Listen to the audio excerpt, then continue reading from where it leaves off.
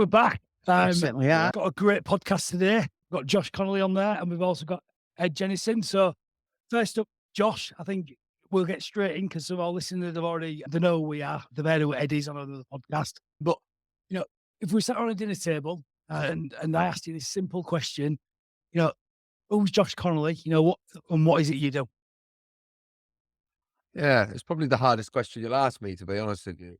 I guess, look, at home, I'm a dad of 6 children. Some of those are nearly adults now. Husband to my wife. And then in my sort of day-to-day life, I get to do lots of amazing things in terms of, and most of it is around supporting other people on self-reflective work. And I do that in such a number of different ways, from content creation to working in corporates, delivering sort of various different types of healing and resilience training. And then I do it online as well, where I run a community space and I regularly run programs that are all about helping people to turn within and find their true self, come home to themselves, is what I say. And I run a men's space as well once a month in London. And I use a lot of breath work and stuff like that. So yeah, that's, I guess, an overview of who I am. Do you know what, right? It's when people ask me, like, average, if I'm doing something in my normal day-to-day life, when people ask me, what do you do? I think, oh, I don't even know how I'm going to explain this to this person. So yeah, maybe I should know from a branding perspective. Certainly I should have a better answer, shouldn't I? But that's where I'm at.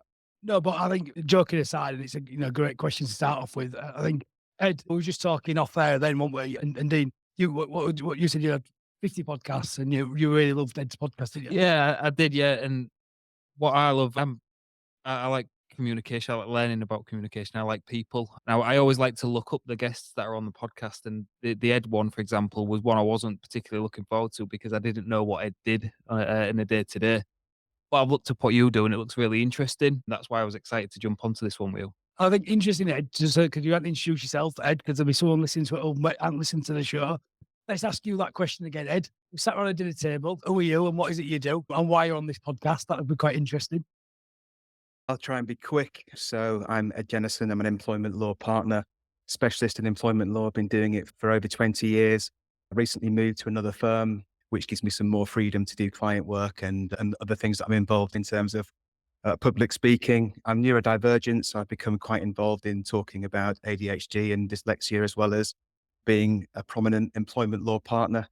I'm also very interested in different modalities in terms of looking within and analysing past behaviors, trying to make the absolute most out of life without using anything else to do so other than maybe a cup of coffee now and again. I don't drink any alcohol and haven't done for a number of years. I've used breath work now for, I think, two and a bit years. Josh and I did the first one together, and I think that it's brilliant. I think that it's so accessible, and obviously we're talking today because we've got an event on at the Deep next month, which we'll talk about in due course, I'm sure. So yeah, there's a lot more than just being an employment lawyer, which is probably why Dean thought, when I was going to be a guest the last time, thought we're going to talk about discrimination for the next hour. He thought, oh, an employment lawyer, this is going to be boring. Yeah. He didn't say that, but that's what he's thinking. Josh is like this to me. I can't do it.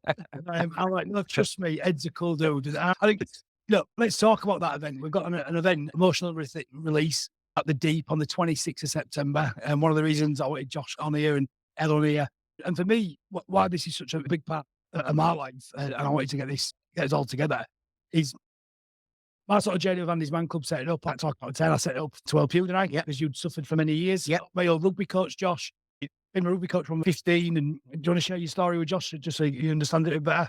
Yes, I probably suffered mental health for probably most of my life and kept it in, never really talked about it, never talked to anybody about it until one day that I opened up and broke down and told my nearest and dearest that I was struggling. And Leon jumped in and we started the Man Club basically to not only help myself, but help others. And I've gone on to change my life and change my career. So now I go into companies, organizations, deliver training, and I use my own experiences to help other people with that now. And I think what's really interesting, Josh, is probably 7, 8 years ago. No, no, 7 years man club. So probably nearly 10 years ago, got involved in breath work and emotional release therapy through Tony Robbins. I'd gone on loads of work with him on all different events, and I'd come back to home. I always remember in the early days, I had a DVD box set that I'd bought that had been sold. I knew he was suffering. I used to make you come round to my house and go sit in the office, sit in the watch office him. and do it. But I didn't know what to do. I'm like, just go do this breathing thing. It's not real, but just tap into it. So what I'm really fascinated about is because it's had such a profound impact on my own personal life, building that space, getting in tune with my emotions. Looking at the man club, over 94,000 men attended last year, over 3,500 this Monday night. And what I see and what I'm picking up in trends is men are now becoming comfortable in their emotions. They're becoming comfortable in who they are, having to redesign who we are as men, because what it is to be a man, you've got a lot of rubbish from people getting bounded around about toxic masculinity and all the rest of it. What is it and why are you so interested and what's your story around breathwork? Why are you so involved in it? I think when I discovered like proper full-on breathwork session and the experience that you could have with it, it like changed my life so dramatically. I realized that talking about what I'm experiencing is one aspect, but I'm very good at saying what I think people need and want me to hear and want to hear from me. So I will often like skirt around never actually having to feel the emotion, right? And I'm very good at saying exactly as much as people need to hear to make it seem like I'm really dealing with stuff. But often I think what I did for most of my life was sit up in the rational part of my brain. And then like the way that I felt in my body just didn't match up. So like I found myself actually for a lot of the time giving the best version of me to everywhere that I went. Even I went to 12-step fellowships for a number of years when I first got sober. And I would even play to the gallery there. I would do what I needed to do, say what I needed to say. But then I just recognized that I couldn't be in my body. I couldn't be present when I was with my family, when I was with my wife, when I was with my kids. And so like I could be this version of myself that I thought that I needed to be that kept everybody happy, but it was always at the expense of myself. And discovering breath work to do a proper full-on session that really brings you into your body revolutionized my life and changed my life so dramatically that I knew that I wanted to bring it. I was already working with people in the way that I do now, you know what I mean? But I just knew that this could really enhance it. And so it often seems really unreachable when you explain to people that you're going to lay down, that you can't do this anywhere where you're going to be distracted, that it's not. I get a lot of people turn up to my sessions and they think, I say, have you tried breath work? And they say, yeah, I've tried some like box breathing or I've tried these exercises. And I'm like, all right, but have you ever done like a full session? And when you start telling people what's going to happen, most people are completely skeptical. They don't believe me that what's going to happen is going to happen. Got one. And we what Yeah. what did you say? Yeah, I was talking about this because I'm interested in this. It's something I've always looked at. I watched the Wim Hof series and I saw the breath work he did on that, and I was thinking how. For me, obviously, I'm coming forward to do this, and it's way out my comfort zone. But I'm Yeah. really intrigued to see what it can do for the body and the mind, really. So I Yeah. am one of the skeptical ones, which is why I want to get sort of deep into this and see how it Yeah, goes. man. And you're my favorite type of person to do the breath work with because it'll have probably the most profound impact on you. I'm a skeptic. Yeah. Yeah. I've always been a truth seeker. I've always been a bit of a rebel. I've always been a bit like, if everybody's saying you should try this and it's going to work, you're like, sure as hell, I'm going to make sure it don't work for me. I'm going to show you that I'm made of better stuff, different stuff. Yeah. But breath work, if you do the breathing routine, and I didn't see the Wim Hof documentary, but a lot of the lads I played football with said if they didn't know me and I weren't always banging on about it and I hadn't shown them videos of what it does, they wouldn't have believed it on that show. They would have just thought that it was all like exaggerated. But by the sounds of it, it wasn't. That is what happened. Yeah. Yeah. Yeah. I can't wait. You've experienced this. What's your take on it? Because being a legal eagle, what better word that we can use, is you love detail, don't you? And you are naturally skeptics and you love to be rational in your line of work. How did you get one over by Josh? Josh started practicing. He became certified about 2.5 years ago, and I was on a Zoom call with him. It wasn't planned. And I said to him, I'd like to try it one day. And he said, how much time have you got now? It takes about 45 minutes to an hour. And I was like, yeah, I've got a bit of time. And he was like, when did you last eat? And I was like, actually, it was last night. It was about 10:30 in the morning. He was, that's all right. And I'm thinking, God, this is a bit over the top. We're just going to do a little bit of breathing, aren't we? Anyway, I went down and laid on my bed. I think it was during lockdown, but people must have been working because my wife definitely wasn't in, and the kids must have been at school. And I did a full breath work for emotional release, which was, I think, about 24 minutes, Josh, 22, 24 minutes, something like that. And it actually included 3 separate screams as the breath work went on. And my God, I've never, ever experienced anything like that in my entire life. I could not stop talking about it to anyone that would listen afterwards. It gets you into like a different state of consciousness. That's the best way I can describe it. You have all these thoughts swirling around in your head normally as you're walking around your normal day to day. You have all of these different worries swirling around in your brain that you're trying to rationalize. When you do the breath work, even if you do some pretty intense box breathing, if you do that for 8-9 minutes, you eventually move to a different state of consciousness and you start to see things differently. And you start to, quite frankly, just calm down. Now, that is a bit different to the emotional release stuff. The emotional release stuff and the way that Josh guides you through it, it does involve some looking backwards. Certainly the inner child stuff does that Josh runs his course on, his one-to-one individual group course on. So that is a bit different to just if you just literally want to calm down a bit.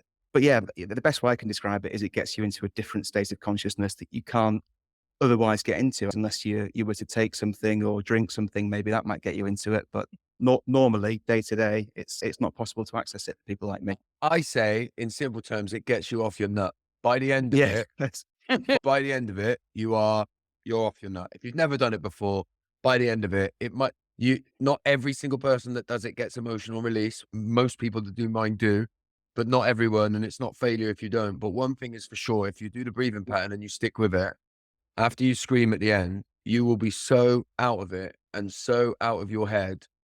It'll be like something you've never experienced before in your life. Exactly that. And interesting, Forward to 'cause that. I've tried to get you to meditate over the years, Yeah. and you're a huge skeptic. I'm not a huge skeptic. It's when we've done meditation before, like Leon and I will go to the gym early in the morning and he'll throw me headphones and go, we're going to meditate, right? And we'll lay on the floor and we'll meditate. And do you know what? I absolutely love it. But I'm not consistent. That's what I say. I'm not consistent. I do it, doing it every single day. I must admit, when I do it, I enjoy it, but I'm just not consistent. And also, I have done the breathing when I did the ice bath. And that one. I meant do an ice bath. Yeah, I've got an ice bath, and I'll send you the video separate. It was Yeah, so don't funny. that It was don't go on so, there. it was so fun. I've never heard someone scream so high pitched. I did get there in the end. Yeah, it was amazing. But what's really interesting at the minute, I'm doing a 50 days walk every day. You come up with it. My nephew's got terminal brain tumor, and what's been amazing is raising some money for him, we're helping the family, and so I sometimes forget the size of the network we've built through the Man Club, and we've just been posting where we're going. Every day we're getting different people come and join us. And a good friend of mine, Dean Turner, he came this morning on the walk with me. Now, anyone who knows Dean, back in the day, me and him used to play prop forwards on the rugby field. He's a doorman. He's a bit of an handful, he's Dean, isn't he? He certainly Yeah, is. certainly is. He's Dean back in the day. On the gym, he's a proper lad, right? And what's been real and getting back in contact, he's come to Man Club. He's been, I think, his thing is, he ballroom dances, right? And anyone who knows Dean, right, would never think he's a ballroom dancer. But over the last couple of years, he got involved in it through a charity thing. He's absolutely awesome at it. He danced in the national finals at Blackpool, right? And all of a sudden, what he started to say, and we was talking about this morning, he starts to do things that he loves and he enjoys it and he challenges himself. So he's out the other week drinking, he's having cups of tea. I was out this week on a stag do when everyone's doing shots, that I'm not doing it. I think the big challenge, and I don't know if you've got any comments when I listen to this, Josh, is we live in a sort of culture where, we surround ourselves with distractions, whether it be drink or drugs, or women, men, whatever it is, your vice or decorations, the nice watch, the nice cars. And some of the walks I've been having on this 50 day, all different people meeting me, is people are really struggling to get in tune with their emotions and themselves. And that, what I was saying to Dean, because he was asking me about meditation, he said, I've never done it and I've always wanted to do it. And I said, it's no different to that state when you're ballroom dancing. What do you feel like when you're ballroom dancing? And he was like, nothing. I have no problems, no way. I just tuned to the music with my partner. it's just amazing. It's euphoric. And I said, that is the state of meditation. But how you get people there? What would you say on that? I think that's what everybody is searching for, is presence, right? In the end, like, without getting too philosophical and too like cliche on you, I think when people drink, they're searching for presence, right? The main reason that they're drinking, if you really strip it back, is so that they can stay in a group of people and be present and do what they want to do for the evening, because otherwise that's what they're doing. And when I'm at home, I find it difficult sometimes to be present with my children. So I'm more likely to pick up my phone and look at my work emails, right? I'm escaping because I can't find the presence that I need. And you talk about your mate with ballroom dancing, I think it makes perfect sense, right? I think if you traveled right back to how we're supposed to be as humans, right, before we introduced everything that we've introduced, I think life was about surviving and then being in community and being present in your body, right? That was how you would feel boredom, right? And more we've reduced boredom. And by the way, if you dissect what boredom really is, if you say I'm bored, what do you mean? You mean I'm struggling to be present with myself. I'm struggling to be in this moment and I feel like I need to do something. Yeah. So I think once upon a time, we were forced to find something like ballroom dancing, right? We were forced to find something because there was nothing else. Whereas today, with constant access to something, some sort of stimuli that can take me out of my head, you never have to do it. Not even on the toilet or waiting for the bus or whatever. There's never a moment. And so I think everybody, if you really want to work on yourself, find something that helps you be in your body. Now, breathwork's one way for me. I go to the gym. Football for me, I know you said you play rugby or whatever, yeah. Football for me brings me present. When I'm playing football, I don't think about anything else. When I was 21 and I didn't want to be here anymore, I can, and this is genuine, I would play football and then the sound of the whistle on 90 minutes, when I walked off of that pitch, everything came back. My life came back. The fear of what was going to happen, where I was, my fear of the future, my heaviness of the past. When the whistle blew for the first 90 minutes at the start, it went. I was present. And when I did drugs in the nightclub when I was 17, 18, when I did drugs down the park when I was 15, yeah, I'm still doing now the same thing as I've always done all of my life, which is try and find some level of presence. Try and find some way to be in the moment and not feel so terrified and like I want to escape from it. And the truth is, for me, despite everything that I've found, the real moments of real presence, unaided at all, are fleeting. When I come round, and I talked about this before, but like, the best example I can use is sometimes I'll be playing like Monopoly or something with the kids, yeah?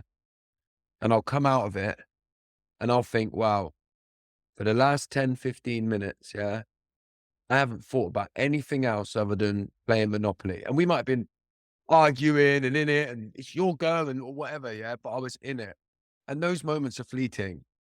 Those moments are fleeting because, and the world that we live in today, I think, makes that even harder. So just, I've finished my point because I know I've rambled on. Once upon a time, we'd call it midlife crisis, right? But the man would go and get a motorbike is the typical sort of thing that people would say, yeah. I actually think that's more of like a midlife awakening. That's more of the moment where the person says, you know what, I'm tired of being what I've thought I should be in order to fit into the systems that I want to try and fit in. And I'm going to go and buy the motorbike.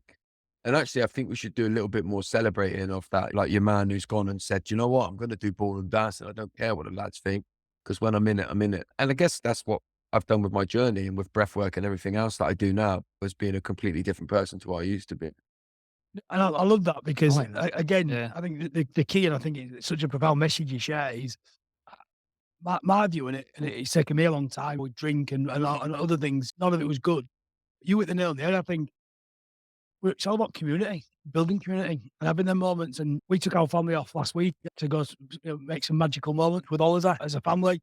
We're all in a farmhouse remote, and you just triggered me. We was all playing Monopoly, and in that moment, I remember like full family of everything, what everyone's going through.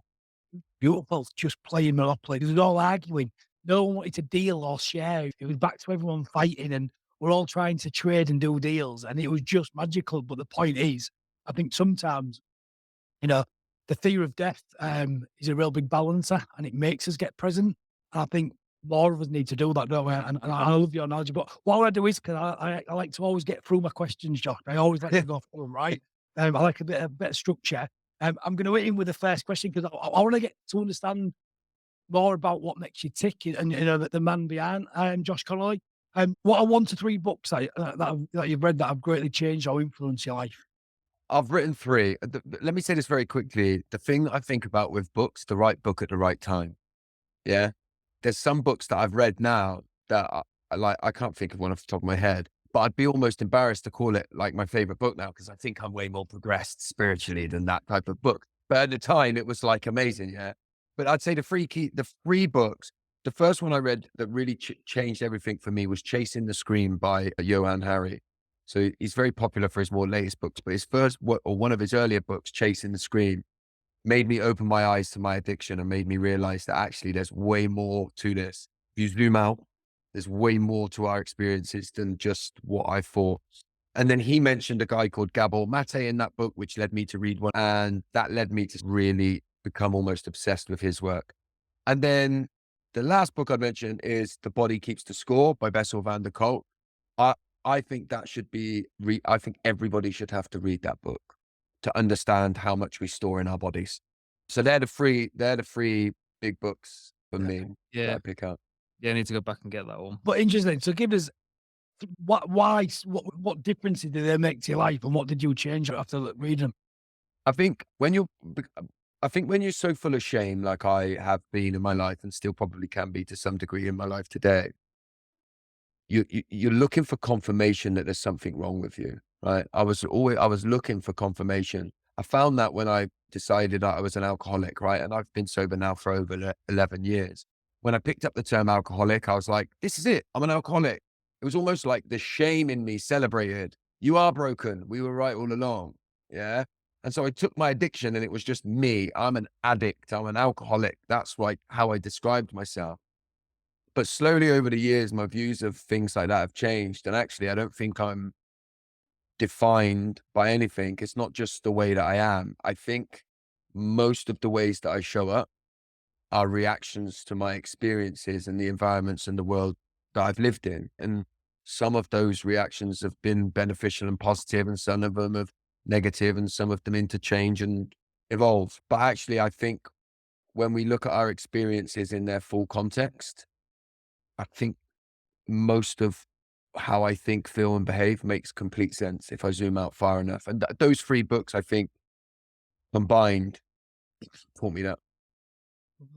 Love it. Josh, I'm going to do you the second one. What is your feel-good song or music that gets you focused or makes you happy? So I've got a few answers here, and I'm going to reel them off very quickly, and then you can explore them if you want. Focus. We're gonna let Ed explore these ones. All right. Focus. I listen to brown noise.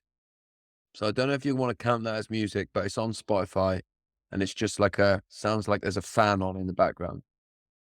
Yeah. Right. That really helps me with focus.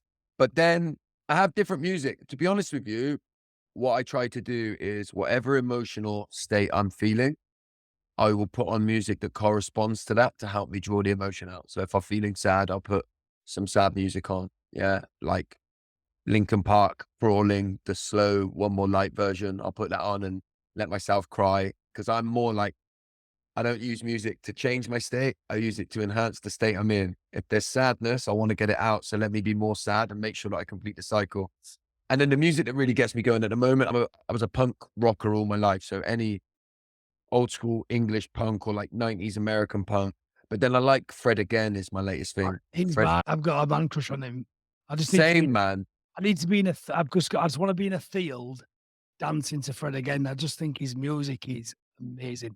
Same, man. Like he almost has that ability in his music to change your state, doesn't he? So I use a lot of his music in my breathwork. Yeah. So one day I shall do a live breathwork with Fred Again on the day. I'm down. You had the music plays a part in yours, isn't it, for getting you back in the state. what you think about Josh's selection there? What's your points? In terms of the brown noise, I use it all of the time. I think it can help you focus. I think it calms the mind. There's a certain frequency, which is whatever brown noise is, which has a really calming effect. And actually, all night, every single night, all night, I sleep with brown noise on now. So I go to bed with brown noise on and I sleep all night with it.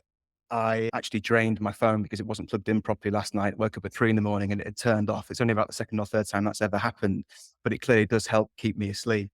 So I can completely understand that. In terms of being sad and being happy, that's exactly what I do. And my wife thinks that it's really quite unusual that if I'm feeling sad, I'll put a sad song on and trying to induce that state. I completely understand it. But you do feel better if you become upset. You do feel lighter. And Josh and I talked about this quite a bit in the past. But yeah, I completely get that. I guess one question I've got, Josh, is if you're feeling happy and you put some happy music on, how does singing or rapping affect you? Because if I get in my car and I put the music on loudly and I then start to sing along or rap along or whatever, I can get in such a euphoric state pretty quickly. It really does help. I don't know about you.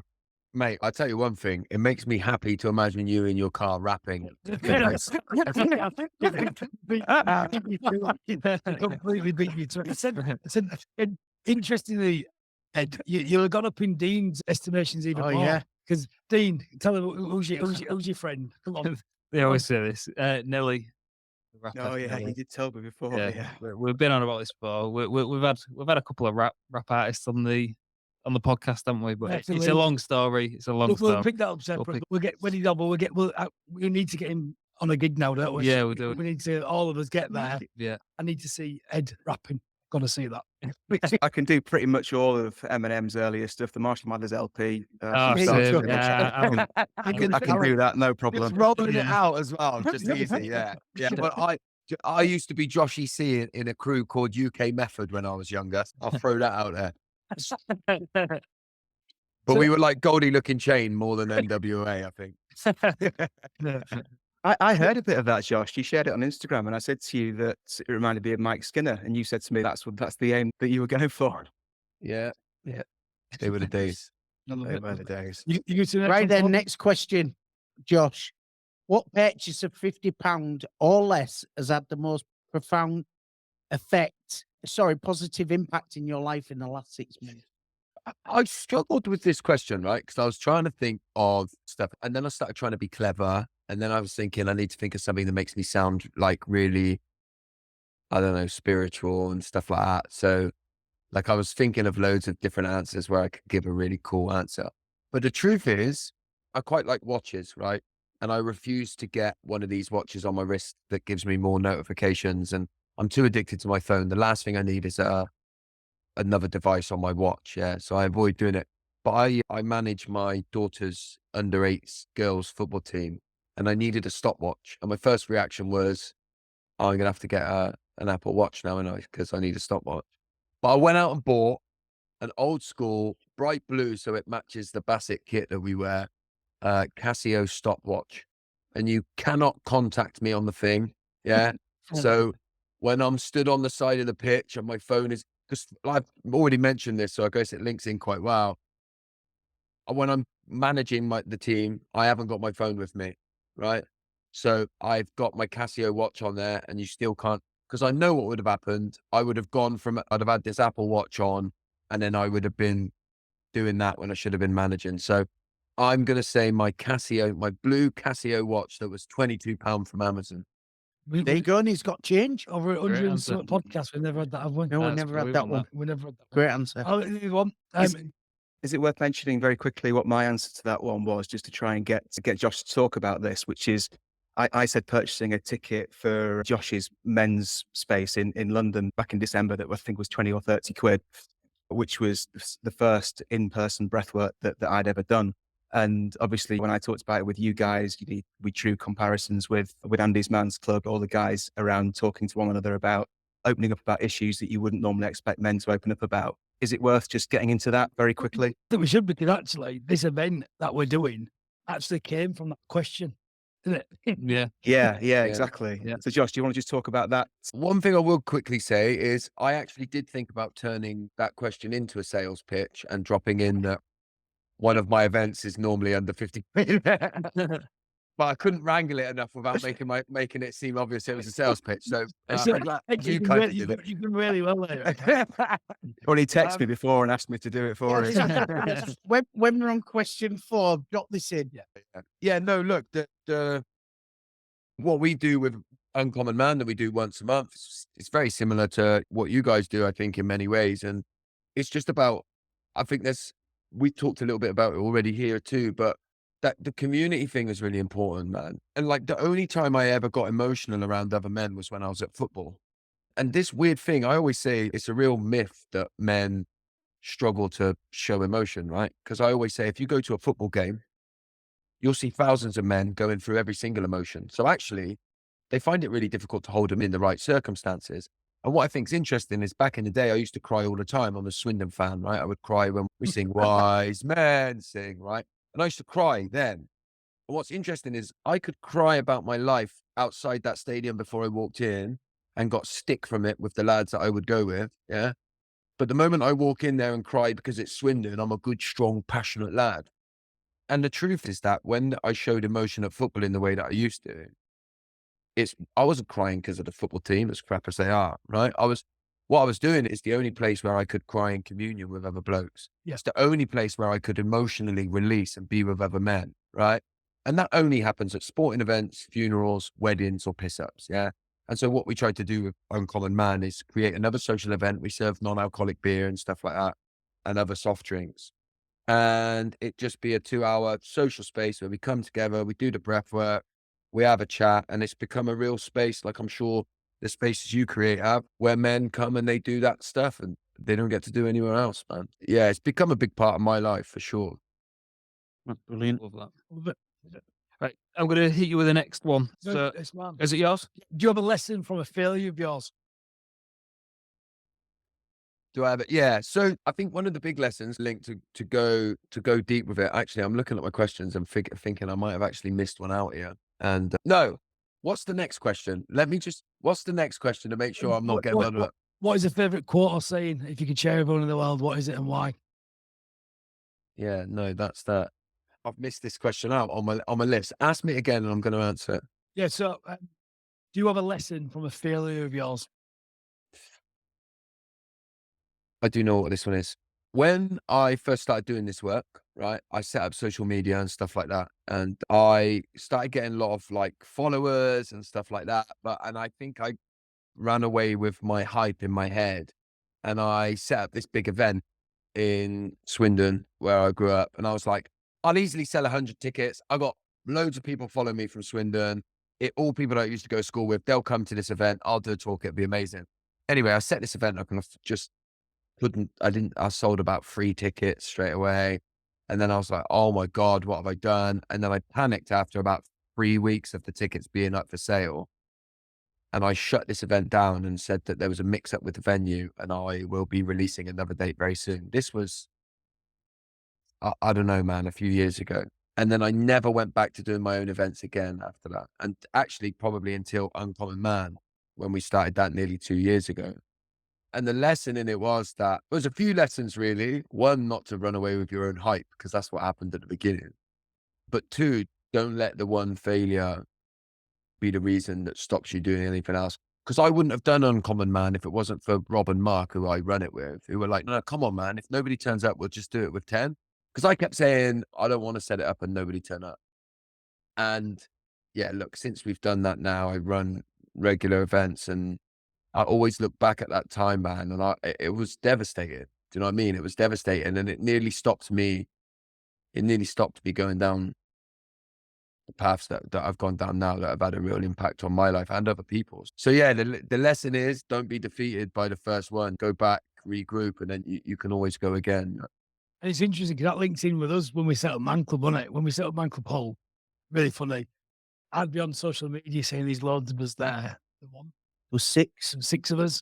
And a lot of everyone who was there was going, yeah, but there's no one here. And I was like, it doesn't matter. We're taking value from it. But I remember having that conversation and I went, Leon, do you think this is actually going to take off? I said, there's been 6 of us for weeks. And he went, well, he said, when do we normally catch up and have a conversation as friends. We're meeting up every week. So he said, that's a positive. We'll just keep going. And it just Yeah. exploded, didn't it? And what we had was, because you was there, me, the rugby coach, John. These are Paul raised me to. We joke about this though. Get up, don't show weakness. You're a brick in a wall. Yeah. You know, not the stuff you was taught. And we was a good rugby team. Paul's brother is one of my best friends, and John Dimmock, who was there, proper tough man. And you know, we all had tears in that room. We had laughter. And what we was doing was the first man club questions for the first 6 weeks. And all I said was, you know, we've got this bond together, and I want us to allow another man to come into this space and do what we're doing, because it's amazing. And I said, all I want to do though is just at the end of the sessions, just do a video of us all, just share what we're doing. And I think what's really at home with me, Josh, with what you've said today, what's been quite profound is you were 1,000,000% right in terms of men do know where to show emotions on the football field, the rugby field, the boxing. I think more work like what you're doing, Ed's doing, all of us what are doing here.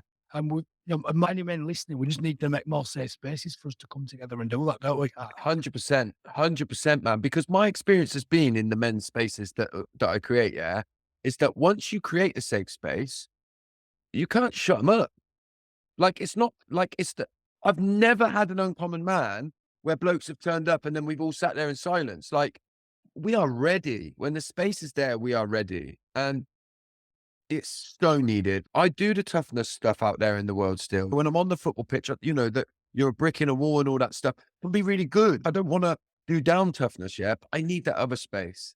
I've got men who can care for me, and I know that I can. And we do this little exercise where you go off into freeze and you share about something that's coming up for you. And time and time again, I get into that free and I think, man, I've got to share this thing, man. And they're going to think I'm crazy. And then one of the guys will go first and then they start sharing and you go, oh, we're all the same, man. We're all the same, man. I think I'm in this hole and there's nobody there and we're all the same. And you leave there at the end, right? And I've not fixed necessarily or solved everything. But I always think, when I said to the lads yesterday, because it was Uncommon Man last night, I was like, everybody needs a place that they can call home with their tribe, which is slightly different to your family in this context, yeah? Where I know where if the world goes to hell tomorrow, I'll walk through them doors, I'll sit down in the circle and I'll speak and I'll be all right. In that, at least in that moment. And that's life-saving stuff, you know, as somebody who has, you know, planned to not be here and all of that stuff, to have somewhere, if I could just get through to that next session and then sit in there and lay it out, I'll get howled for an hour and that'll keep me going till the next one, until eventually I build myself back up again. Love that. And I think this ties nicely in with this next question. Yeah, I'm interested in this. Yeah, I love that. Josh, next one is, what is your favorite quote or saying that if you could share with everyone in the world, what is it and why? Yeah. So the big one for me is the things that you think keep you alone in this world will attach you to more people than you could ever imagine. Wow, that's proud. That's big. That to me, because so often still now, it's certainly true in my past life, for want of a better term, I push these things down, man, because I think if you saw that thought, feeling or behavior that I just did, then you'd hate me in the way that I hate myself. And the amount of times that I've held it in and not said it, and it's festered and it's pulled me down and it's weighed on me heavy. And then I somewhere found the strength and the courage to tell somebody. And I've never had anybody look at me crazy and go, that's fucking weird, man. Do you know what I mean? Like, I've only ever had blokes, I can see them go, oh, thank God, man. You know, they might not do the same thing or think the same thing, but they've got their own thing that they're similar. And the joys of community is that you find loads of people out there who go, when you think about the Me Too movement and why that took off and why that became so big, it's because it didn't ask anybody to do anything, but just to say, yeah, me too. And do you know what I mean? That happened to me too. That was all that you didn't have to do anything else.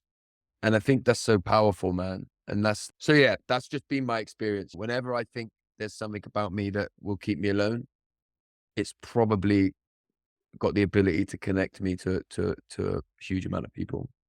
And where that's big, that sounds next. It's going to be interesting where this goes. It is.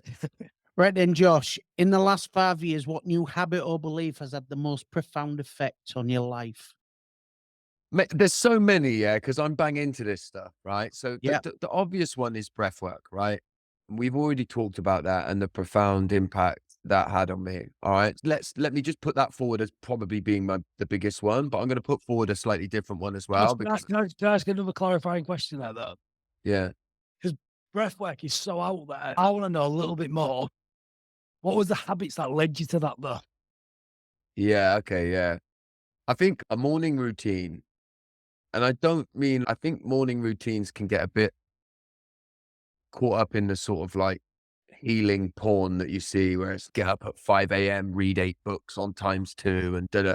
I don't mean that. I just mean in the morning, making the first hour or 45 minutes or even half an hour a space for me to take charge of my body, of my nervous system and how I feel so that I'm in charge in the morning. And I do think that has been the breeding ground for finding things like breath work, meditation. It's been the space. And by the way, it's not just a morning routine. I also do a bit of a closing down routine at the end of the day. So no devices in bed. I do this weird thing where it's not weird, actually. I do this thing that's really useful for me, where I iron my clothes for the next day at night in a bit of a process before I go to bed. There's so many like benefits to that, right? And I'll tell you what one of them is. Sometimes I wake up and I don't feel very good. And if I see all of my clothes ironed out and laid out for me and remember that I did that for me the night before, then there's a big thing in that as well. But those reflective spaces have been massive for me because that's where I discovered breath work because I reflected, I spent time noticing. And then the other example that I was going to give was led out of those practices that I do every day. And that was bringing male friends into my life. And I've been involved in sort of men spaces in various different forms for a long time, but really bringing men into my life that I care for and can care for me, right? Not a punch you in the arm, got your back. If there's a scrap, I'd go all the way for you. All that. Open up to men when I'm struggling and say, I'd like really just want your support for a moment. I struggled with that a lot, man. I struggled with that a lot. And probably still do. I have to work at it a bit. I have to work at that stuff a little bit because I will build layers up and trick and deceive myself that I'm being close with men. But actually what I'm doing is just another kind of version of the bravado that I used to do in the pub, but I'm just doing it in a sort of mental health healing sort of nature. So really opening myself has been the work that I've done over the last sort of 3 years with men. I love that. Great answer. Love that one. Yeah, just to touch on that as well, actually. I actually iron my clothes, exactly the same thing. Last thing I do before I get in bed is make sure that my clothes that I'm wearing the next day are pressed and ready, even if it's a work or a weekend. The device thing, we've spoke about this on previous podcasts. One major change in my life was devices stay downstairs. Don't take them upstairs to bed. Yeah. That's had a big impact. I think what was quite interesting, Josh, because obviously, I gave myself a new chief AI officer. So I'm big in tech, right? But when I break it real down, it's interesting you talking about not having a device on your arm and stuff. I'm a huge believer though in terms of we need restrictions on ourselves as humans because Yeah. we are lazy. That's why we're the most. Steve Jobs talks about. I did a piece of research and the sloth was the most efficient animal, right? But then you put humans in a bicycle, and we became the most efficient animal, right? And that's why we've evolved so much. But I love technology so much that I do have an Apple Watch at times. So I don't have it on today because I want it to be a bit more present. For me, even like social media, I only have 20 minutes a day across all my socials, my WhatsApp is included in that. Yes, I've got tools to schedule stuff out so I can get my content out there, but that 20 minutes is just for me to check in. And I think sometimes we forget, and you're triggering me on that having that space. But for me, I have to work so hard at putting boundaries in for myself so I can get that space that you talk about. Yeah, yeah. And I'm the same, by the way. I love tech. And that's the reason why with the watch, I know I'd fall in love with it. And I love that. I love tech I'm into it massively. And I'm also very aware that things that make me feel good and that I love are things that I very quickly can start to have a very unhealthy relationship with. Yeah. Yeah, what makes you good makes you bad. Doesn't it? Yeah, Like, exactly. So it's those boundaries, isn't it? Like with my phone, for example, I love on an iPhone now. I've got it set. When I set it to personal, and my wife, my kids, I'll get notifications from them and no one else. No one else, yeah? I deleted all the news apps off of my phone and all of that sort of stuff so I don't keep interacting with that. And I think this is the thing, yeah? I'm not somebody who's, I was way better back then. And I don't even think social media and that's ruining us. I think all of these things can be amazing, incredible enhancers. We have to just make sure that look, even alcohol, yeah? I don't drink alcohol now because my relationship with it became so toxic, yeah, that I can't even have healthy boundaries with it.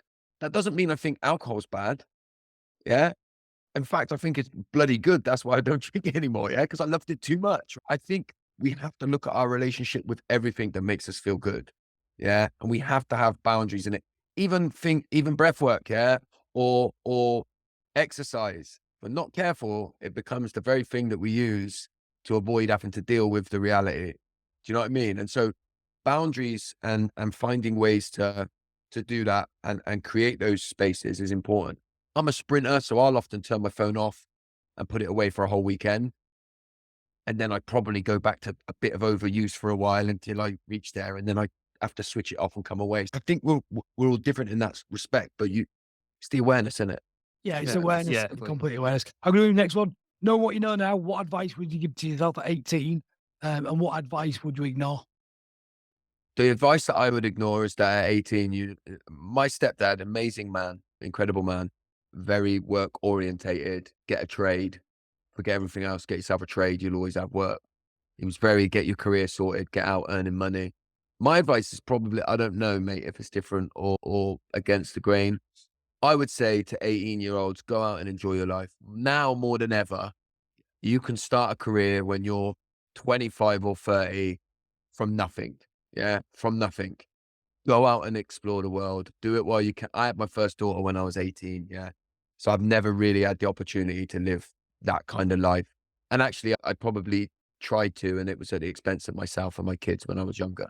So go out and enjoy your life. Don't worry about a career. Get experiences, travel, be reckless, be stupid, be silly.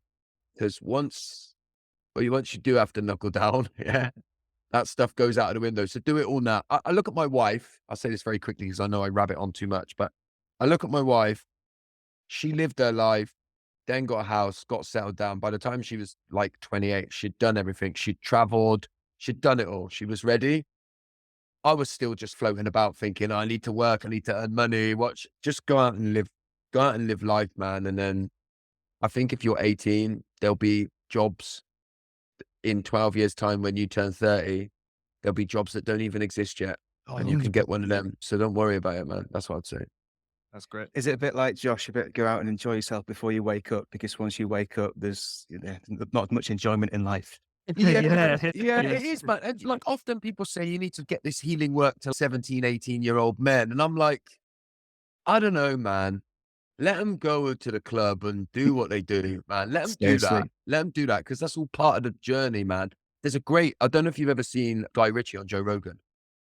I've not seen that one. You have to go on YouTube and put Guy Ritchie, Joe Rogan. There's about a 12-minute clip where he talks about how all of his films are based on the concept of life, which is that you get to your adulthood, you go off looking for the answer for what life is about. Yeah. And he says, and you like, whatever that is, clubbing and strip clubs and do all that. He goes, and in the end, you realize that you've got the answers. You have to come back to yourself. And he said, and what he does, he talks about it and how all of his films are literally built on that. Going to even King Arthur's one of them he talks about where he goes and looks for it. And then in the end, the story is he comes back to himself. And I think that's life, man. Did you talk about the farmer with the two kids? One of them was a reprobate and the other one wasn't. Does he talk about that? Yes, he does. Yeah. No, it's good. It is good. I'll have to have a look at that. We'll definitely get that one. Is it in the next one? So one of the big topics of this podcast is obviously the breath work that you do. But aside from that, at times everybody does feel burnt out, unfocused, and unenergized and overwhelmed. What do you do apart from the breath work? And if helpful, what questions do you ask yourself to get out of that state? Yeah. I think what's really important is to understand what does energize you. And I think everybody's different. Yeah. I recharge on my own. If I'm overwhelmed and burnt out, I need time on my own first more than anything. That's really important to me. So finding, and I actually try and carve that out daily, by the way, is time on my own that's just with me and myself. And because that's how I switch off and recharge. But I would also add as well that we shouldn't shame ourselves when we get a bit overwhelmed and burnt out. Because I do think we get a bit of, I'm going to call it mental health porn, where we like the latest thing is burnout in the corporate sector that I operate in. Yeah. So everyone's talking about burnout. How do you not burn out? How do you make sure you don't burn out? And I'm a bit like, I think it's, if you love something and you're chasing something and you want to make something happen, you might burn out a little bit now and then, like that. I'm a sprinter. That's what I do. I work myself to the, that's why I was the sort of center half I was when I played football, because I dig in deep and I go right to the end until I can't go anymore. I don't shame myself for that burning out. Yeah. I know that it's there. And then let's rest, regroup, recharge in those moments when my body really pushes me to, so that I can go again. I don't think we all needs to be these balanced versions. You think though, because you make a real good point. I used to be a customer of this business for many years. I had a big construction business, and I became a 50% owner. I probably 5 years, and I stepped into my mental health work. I stepped into IT because all that other business. The reason why it was so successful was because I was so IT illiterate. I used technology around me to enable me, but I Yeah. used to be so ashamed of saying I was dyslexic, so ashamed of loads of stuff. And then what I thought was really different in this business was I stepped into that power. I'm cool.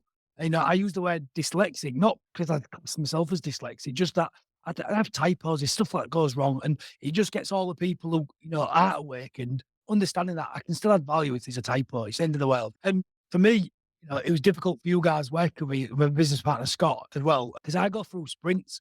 The way my creativity works, the way my body works is sometimes I get really creative at 9 o'clock till about 3, 4, and I will work. And I talk about this all the time, where it's just what I had to do. Monday night, I did it. I didn't go to Man Club. I worked quite late. But the difference is, because I'm aware of that now, is I have to go through that exhaustive process. Then I'll take the kids to school to get the next day, and I've got control of my time, so I have that balance. But for me, and not everyone's, and I'm not saying this is right, but I have to break to exhaust my avenues, and then I've got to build myself back up. I'm going on holiday in about 25 days. That's where I will, no social media, no nothing, just a couple of books with the kids. Because you hit the nail there. Loads of circles I go in, they're talking about this corporate burnout, but I absolutely love my job. I love what I do. I love the organization. I love all the things I'm doing.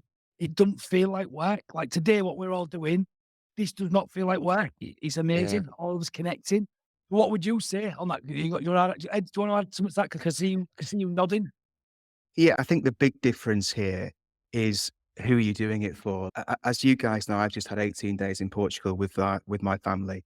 And I worked far more than I wanted to because I've only been at my new firm for just over 9 months.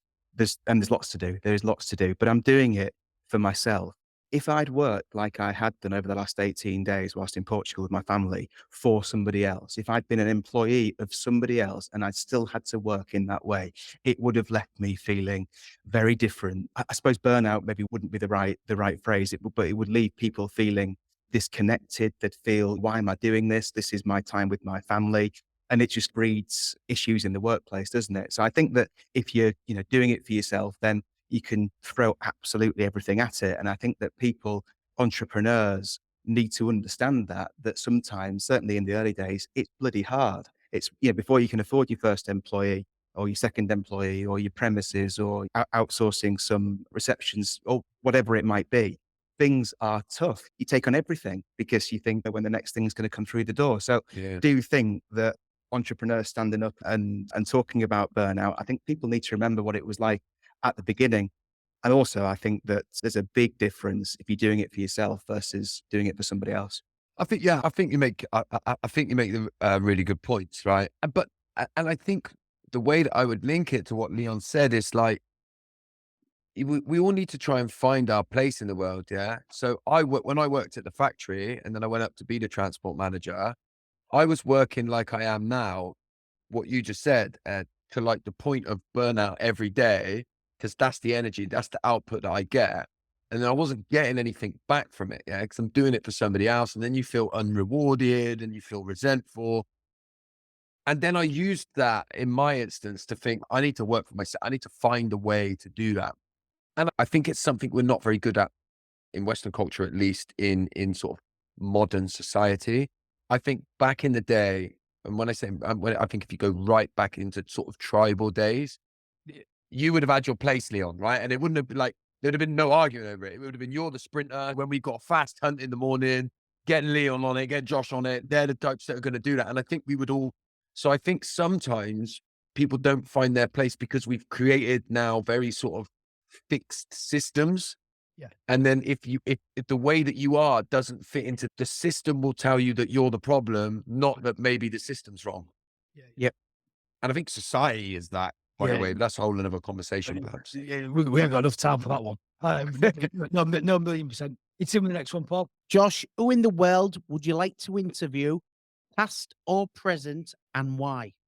I've got two. The first one is Gabor Mate, right? Hero worship is a trauma response, right? And I definitely hero worship Gabor Mate. He's just been my hero. He changed my life. I became obsessed with his work and I have been. He's been my greatest teacher for a number of years now. I'd just love to sit down with him. And then the other one is Chester Bennington, Linkin Park. Yeah. Just because I just feel like I resonate. I've got a whole sleeve tattoo on my right leg of artists like that. I could reel them all off for the same reasons. Kurt Cobain, Jimi Hendrix. I'd love to sit down with people like that, just because I feel like I'd really resonate with them. Great ones. Other ones before. No, Chester's a great one. That'd be up there on my list. So tragic. And I think, again, I think all of us, yeah, I mean, this is back to that point you've made around when men come together.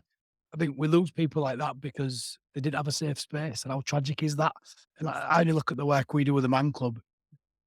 We just need more of us. It might not be a Man Club for you. It might be another Man Club somewhere else, another form of it. I know listening, they just need to get out there and get it done to solve it. And where I'm going to lead, we're right on an hour. You need to fly in a minute. Yes, I'm mindful of that, but we can carry on if you need to get. You've got proper work to do. I've got, yeah. But really quickly, is there anything we asked you? Oh, I should have asked you, but we didn't. No, I don't think so. I've really enjoyed the conversation. It's quite nice that I've never done one with the clear questions like that, right? Yeah, no, I've really enjoyed it and really enjoyed the chat that we've had. Yeah, it's been good. Where can people find out about you? Come get a shameless plug in. Come on, where we're going. My website's probably the best place, joshconnolly.co.uk, but I'm on all social media. I'm Josh_FFW. I guess Instagram is my main stomping ground. Love it. And Ed, lovely to have you on. I'm loving that we've connected in Hull and we're going to cause some trouble. One of it is bringing Josh in. But Ed, again, let's get the event a plug. 26th of September at 6:30 at the Deep. Why did you want to bring it to the city? What was your idea behind it? I'm just so passionate about it, Leon. And I know the people here are desperate for connection with one another. And the community in this area, not just the business community, but the whole community in and around Hull, it is really connected. People talk about Hull being a big village, don't they, all the time? Yeah. The thought of laying down and breathing with people together in a sort of semi-ish corporate environment, because it's at the Deep within their corporate space, yet it being anything but corporate. There's no networking. It's to release some trapped emotions. I think it's just going to be absolutely brilliant. Looking forward to it. Yeah, Yeah, so brilliant. you guys are signed up. And Josh, thank you from the bottom of my heart, brother, for being you and coming up and sorting this. And I'm super excited. Super excited. Bring Thank it on. you, Josh. Thank you, Ed. Thanks, boys. Thanks, guys. That's Leon checking out. Paul checking out. Dean, check it out. Ed, check it out. Oh, Josh checking out. Cheers, boys. You need to dash, don't you? Let you go. Yeah, come on. Sorry, that's my fault. I know how much I chat. No, I can feel it in my head thinking when I'm talking. Wrap It's this just up now. happening. I kick off my next course at half-one. All right. Yeah, Ed. good man. All right, I'll see you guys in September. Yeah, look Yeah, forward to